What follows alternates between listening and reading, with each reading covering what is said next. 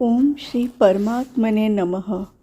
श्रीमद् भगवद गीता साधक संजीवनी पूज्य संत श्री स्वामी राम सुखदास जी महाराज जी द्वारा हिंदी टीका।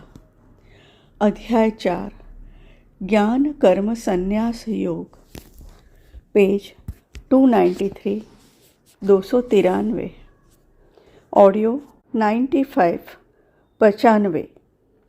अनुसंधान श्लोक 8। निर्गुण ब्रह्म प्रकृति, माया, अज्ञान आदि का विरोधी नहीं है, प्रत्युत उनको सत्ता स्फूर्ति देने वाला तथा उनका पोषक है। तात्पर्य यह कि प्रकृति, माया आदि में जो कुछ सामर्थ्य है वह सब उस निर्गुण ब्रह्म की ही है। इसी तरह सगुण भगवान भी किसी जीव के साथ द्वेष, वैर या विरोध नहीं रखते, प्रत्युत समान रीति से सबको सामर्थ्य देते हैं, उनका पोषण करते हैं। इतना ही नहीं, भगवान की रची हुई पृथ्वी भी रहने के लिए सबको बराबर स्थान देती है। उसका यह पक्षपात नहीं है कि महात्मा को तो विशेष स्थान दे पर दुष्ट को स्थान न दे। ऐसे ही अन्न सबकी भूख बराबर मिटाता है, जल सबकी प्यास समान रूप से मिटाता है, वायु सबको प्राणवायु एक सी देती है, सूर्य सबको प्रकाश एक सा देता है आदि। यदि पृथ्वी, अन्न, जल आदि दुष्टों को स्थान, अन्न, जल आदि देना बंद कर दे तो दुष्ट जी ही नहीं सकते। इस प्रकार जब भगवान के विधान के अनुसार चलने वाले पृथ्वी, अन्न, जल, वायु, सूर्य आदि में भी इतनी उदारता, समता है, तब इस विधान के विधायक अर्थात भगवान में कितनी विलक्षण उदारता, समता होगी। वे तो उदारता के भंडार ही है। यदि विधायका अर्थात भगवान और उनके विधान की ओर थोड़ा सा भी दृष्टिपात किया जाए तो मनुष्य गदगद हो जाए और भगवान के चरणों में उसका प्रेम हो जाए। भगवान का दुष्ट पुरुषों से विरोध नहीं है, प्रत्युत उनके दुष्कर्मों से विरोध है, कारण कि वे दुष्कर्म संसार का तथा उन दुष्टों का भी अहित करने वाले हैं। भगवान सर्वसुहृद है, अतः वे संसार का तथा उन दुष्टों का भी हित करने के लिए ही दुष्टों का विनाश करते हैं। उनके द्वारा जो दुष्ट मारे जाते हैं उनको भगवान अपने ही धाम में भेज देते हैं। यह उनकी कितनी विलक्षण उदारता है। यहाँ यह प्रश्न हो सकता है कि अगर हम पाप कर्म ही करते रहे तो क्या हमें भी मारने के लिए भगवान को आना पड़ेगा? अगर ऐसी बात है तो भगवान के द्वारा मरने से हमारा कल्याण हो ही जाएगा, फिर जन्म में संयम करना पड़ता है। ऐसे श्रमसाध्य सद्गुण सदाचार का पालन क्यों करें? इसका उत्तर यह है कि वास्तव में भगवान उन्हीं पापियों को मारने के लिए आते हैं जो भगवान के सिवाय दूसरे किसी से मर ही नहीं सकते। दूसरी बात, शुभ कर्मों में जितना लगेंगे उतना तो पुण्य हो ही जाएगा, पर अशुभ कर्मों में लगे रहने से यदि बीच में ही मर जाएंगे अथवा कोई दूसरा मार देगा तो मुश्किल हो जाएगी। भगवान के हाथों मरकर मुक्ति पाने की लालसा कैसे पूरी होगी? इसलिए अशुभ कर्म करने ही नहीं चाहिए। धर्म संस्थापनार्थाय निष्काम भाव का उपदेश, आदेश और प्रचार ही धर्म की स्थापना है, कारण कि निष्काम भाव की कमी से और असत वस्तु को सत्ता देकर उसे महत्व देने से ही अधर्म बढ़ता है, जिससे मनुष्य दुष्ट स्वभाव वाले हो जाते हैं। इसलिए भगवान अवतार लेकर आचरण के द्वारा निष्काम भाव का प्रचार करते हैं। निष्काम भाव के प्रचार से धर्म की स्थापना स्वतः हो जाती है। धर्म का आश्रय भगवान है। अध्याय 14 श्लोक 27। इसलिए शाश्वत धर्म की संस्थापना करने के लिए भगवान अवतार लेते हैं। संस्थापना करने का अर्थ है सम्यक स्थापना करना। तात्पर्य है कि धर्म का कभी नाश नहीं होता, केवल ह्रास होता है। धर्म का ह्रास होने पर भगवान पुनः उसकी अच्छी तरह स्थापना करते हैं। अध्याय 4 श्लोक 3। संभवामि युगे युगे आवश्यकता पड़ने पर भगवान प्रत्येक युग में अवतार लेते हैं। एक युग में भी जितनी बार जरूरत पड़ती है उतनी बार भगवान अवतार लेते हैं। कारक पुरुष और संत महात्माओं के रूप में भी भगवान का अवतार हुआ करता है। भगवान और कारक पुरुष का अवतार तो नैमित्तिक है, पर संत महात्माओं का अवतार नित्य माना गया है। यह शंका होती है कि भगवान तो सर्वसमर्थ है, फिर संतों की रक्षा करना, दुष्टों का विनाश करना और धर्म की स्थापना करना, ये काम क्या वे अवतार लिए बिना नहीं कर सकते? इसका समाधान यह है कि भगवान अवतार लिए बिना ये काम नहीं कर सकते, ऐसी बात नहीं है। यद्यपि भगवान अवतार लिए बिना अनायास ही यह सब कुछ कर सकते हैं और करते भी रहते हैं, तथापि जीवों पर विशेष कृपा करके उनका कुछ और हित करने के लिए भगवान स्वयं अवतीर्ण होते हैं। अवतार काल में भगवान के दर्शन, स्पर्श, वार्तालाप आदि से भविष्य में उनकी दिव्य लीलाओं के श्रवण, चिंतन और ध्यान से तथा उनके उपदेशों के अनुसार आचरण करने से लोगों का सहज ही उद्धार हो जाता है। इस प्रकार लोगों का सदा उद्धार होता ही रहे, ऐसी एक रीति भगवान अवतार लेकर ही चलाते हैं। भगवान के कई ऐसे प्रेमी भक्त होते हैं जो भगवान के साथ खेलना चाहते हैं, उसके साथ रहना चाहते हैं। उनकी इच्छा पूरी करने के लिए भी भगवान अवतार लेते हैं और उनके सामने आकर उनके समान बनकर खेलते हैं। जिस युग में जितना कार्य आवश्यक होता है, भगवान उसी के अनुसार अवतार लेकर उस कार्य को पूरा करते हैं। इसलिए भगवान के अवतारों में तो भेद होता है, पर स्वयं भगवान में कोई भेद नहीं होता। भगवान सभी अवतारों में पूर्ण है और पूर्ण ही रहते हैं। भगवान के लिए न तो कोई कर्तव्य है और न उन्हें कुछ पाना ही शेष है। अध्याय 3 श्लोक 22। फिर भी वे समय समय पर अवतार लेकर केवल संसार का हित करने के लिए सब कर्म करते हैं। इसलिए मनुष्य को भी केवल दूसरों के हित के लिए ही कर्तव्य कर्म करने चाहिए। चौथे श्लोक में आए अर्जुन के प्रश्न के उत्तर में भगवान ने मनुष्यों के जन्म और अपने जन्म अर्थात अवतार में 3 बड़े अंतर बताए हैं। 1. जानने में अंतर। मनुष्यों के और भगवान के बहुत से जन्म हो चुके हैं। उन सब जन्मों को मनुष्य तो नहीं जानते, पर भगवान जानते हैं। 2. जन्म में अंतर। मनुष्य प्रकृति के परवश होकर अपने किए हुए पाप पुण्यों का फल भोगने के लिए और फल भोग पूर्वक परमात्मा की प्राप्ति करने के लिए जन्म लेता है, पर भगवान अपनी प्रकृति को अधीन करके स्वाधीनतापूर्वक अपनी योग माया से स्वयं प्रकट होते हैं। अध्याय 4 श्लोक 6। 3. कार्य में अंतर।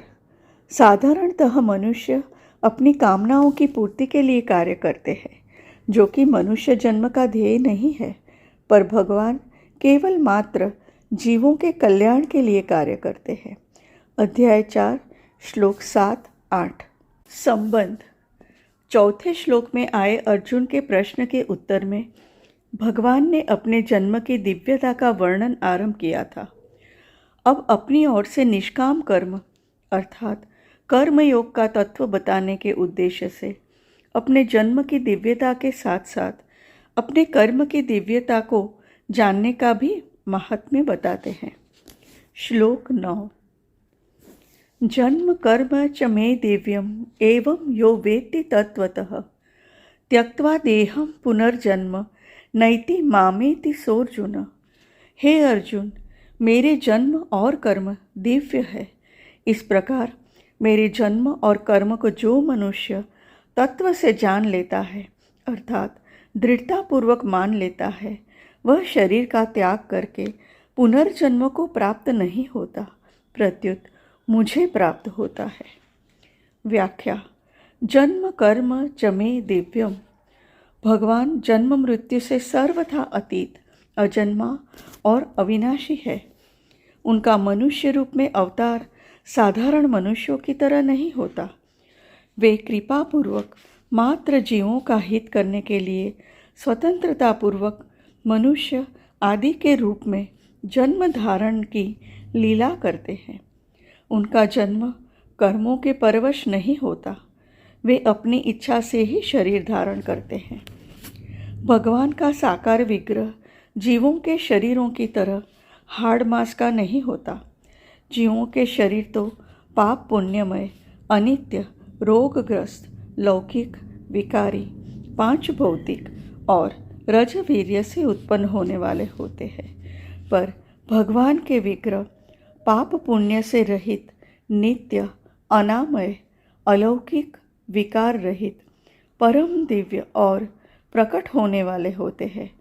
अन्य जीवों की अपेक्षा तो देवताओं के शरीर भी दिव्य होते हैं, पर भगवान का शरीर उनसे भी अत्यंत विलक्षण होता है, जिसका देवता लोग भी सदा ही दर्शन चाहते रहते हैं।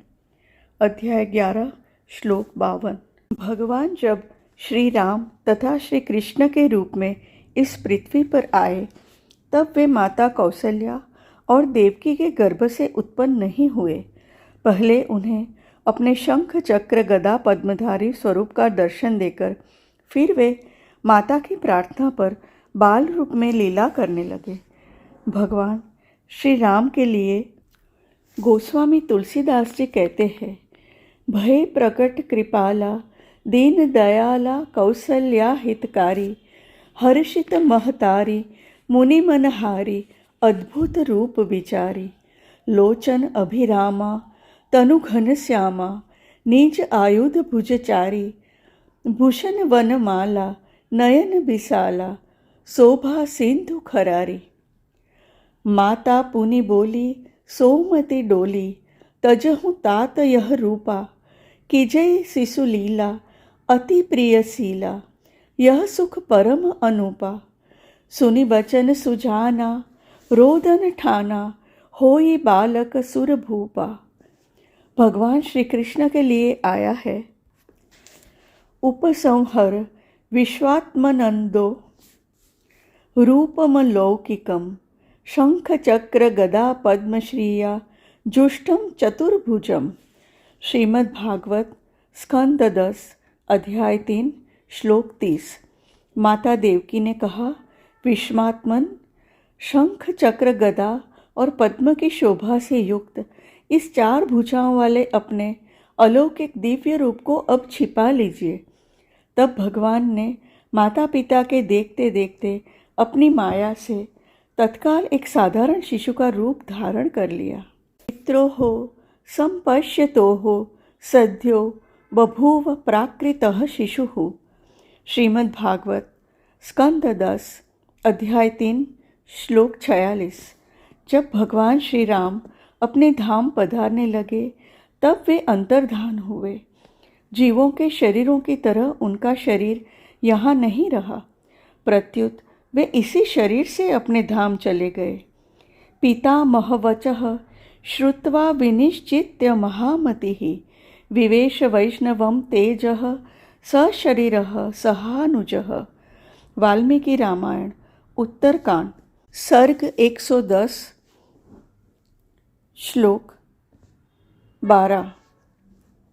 महामति भगवान श्री राम ने पितामह ब्रह्मा जी के वचन सुनकर और तदनुसार निश्चय करके तीनों भाइयों सहित अपने उसी शरीर से वैष्णव तेज में प्रवेश किया। भगवान श्री कृष्ण के लिए भी ऐसी ही बात आई है। लोकाभिरामां स्वतनुं धारणा ध्यान मंगलम योग धारण याज्ञेया दग्ध्वा धामा विशत स्वकम। श्रीमद् भागवत स्कंद 11 अध्याय 31 श्लोक 6।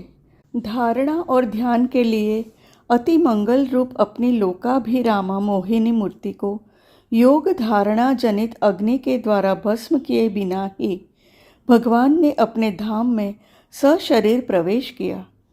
भगवान के विग्रह अर्थात दिव्य शरीर के विषय में गोस्वामी तुलसीदास जी भगवान श्री राम से कहते हैं, चिदानंदमय देह तुम्हारी विगत विकार जान अधिकारी नर तनु धरेहु संत सुर काजा, कहूँ करहूँ जस प्राकृत राजा। मानस सोपान 2, दोहा 127, चौपाई 3। एक बार सनकादि ऋषि वैकुंठ धाम में जा रहे थे। वहाँ भगवान के द्वारपालों ने उन्हें भीतर जाने से रोका। तब सनकादि ने उन्हें शाप दे दिया। अपने अनुचरों के द्वारा सनकादि का अपमान हुआ जानकर भगवान स्वयं वहाँ पधारे। उस समय भगवान का दर्शन करने से उनकी बड़ी विलक्षण दशा हुई। उन्होंने भगवान के चरणों में प्रणाम किया।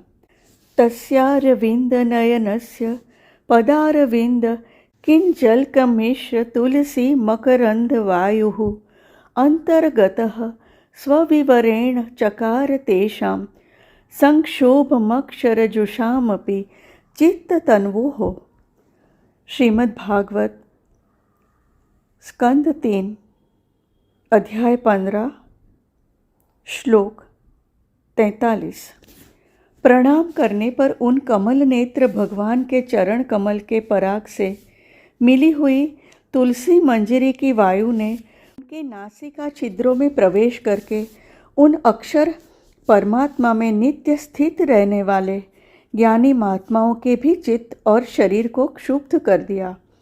शब्दादि विषयों में गंध कोई इतनी विलक्षण चीज नहीं है जिसमें मन आकृष्ट हो जाए, पर भगवान के चरण कमलों की गंध से नित्य निरंतर परमात्मा स्वरूप में मग्न रहने वाले सनकादि को के चित्त में भी खलबली पैदा हो गई। कारण कि वह पृथ्वी की विकार रूप गंध नहीं थी, प्रत्युत दिव्य गंध थी। ऐसे ही भगवान के विग्रह की प्रत्येक वस्तु, वस्त्र, आभूषण, आयुध आदि दिव्य, चिन्मय और अत्यंत विलक्षण है। अनुसंधान श्लोक 9, ऑडियो 96। हरि ओम।